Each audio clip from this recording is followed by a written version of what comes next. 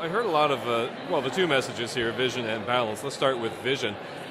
I heard a lot of subtext about perhaps not a united council and the individuality of the councillors. Are you seeing a problem on the council so far? No, I don't see a problem. I think that this is just a reminder that to a new council and the community that we have 11 individuals and all come with different perspectives. But in order to govern wisely and looking to the future, we have to find those common things that bind us in order to deal with what we need to do as a council. Any problems so far on council in terms of that individuality? No, actually, we certainly there are differences of opinion, as we found out during the budget, and that's quite all right. It's a matter of us now working together to define the role that we'll have for a 4-year period. Regrettably, we haven't had that opportunity yet because of the timelines of a new council and having to do with the budget first. Now, with the budget, you mentioned that a little bit in your address here, and sort of the different numbers that have been reported by different councillors as the budget process went on. And you said yourself that you're not entirely satisfied with the budget. What's lacking for that? Well, I think that there were some things that got pulled out of the budget that were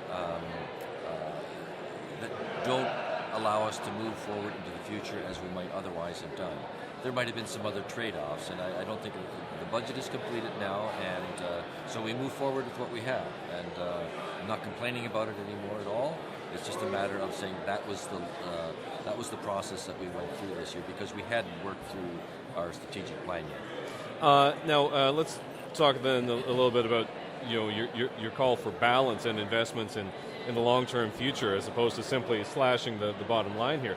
And you said 3 words. It's King and Victoria. What do you mean by that? Well, King and Victoria sort of demonstrates the kind of new activity that we have within the core of the city, and it's representative of what's happening across the entire region, and the city, not just what's in the downtown. We have new residential.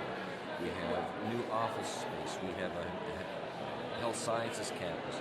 We have the digital media. It represents a change in direction, while at the same time we're still supporting our traditional manufacturing sector within the community. And then the GO Transit coming in there, and perhaps an LRT system. Well, transit is a huge issue that we will be facing at the regional level. I didn't speak about that specifically today because it's not within the city's purview. However, the multimodal station that will be developed at King and Victoria clearly demonstrates that is going to be a hub of activity. And those things simply wouldn't have happened had we not taken those bold steps a number of years ago. And is King and Victoria, are you saying that's sort of the one basket all the eggs are in, or is that just an example? Oh no, certainly we got many Kings and Victoria intersections throughout the community. It's just an example. I use that saying, had we not done those things, that would be very different. Had we not done some other things in communities, with community centers and arenas and you name it, recreation facilities, that too wouldn't be available to them. If we look back on history, we wouldn't have had an auditorium that people would look to the future. We wouldn't have had the kinds of revenues from a gas utility if we had not kept that years ago. And so that's all part of it. This is just one example. Okay. Anything else? So is this just a reminder to you keep mentioning the balance and the need to pull together as a council? Is this King and Victoria example just an example of what you need to do going forward?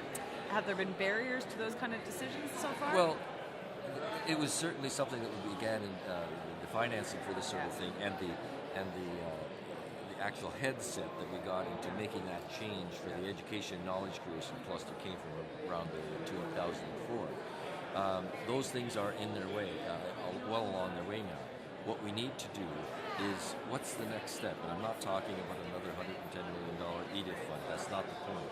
It's just that we have to make sure that we don't get stuck just on those things that are in the works now. We have to now plan for the next phase of what's going to happen within our city. Ideally, what do you see that as? That's for the community to decide.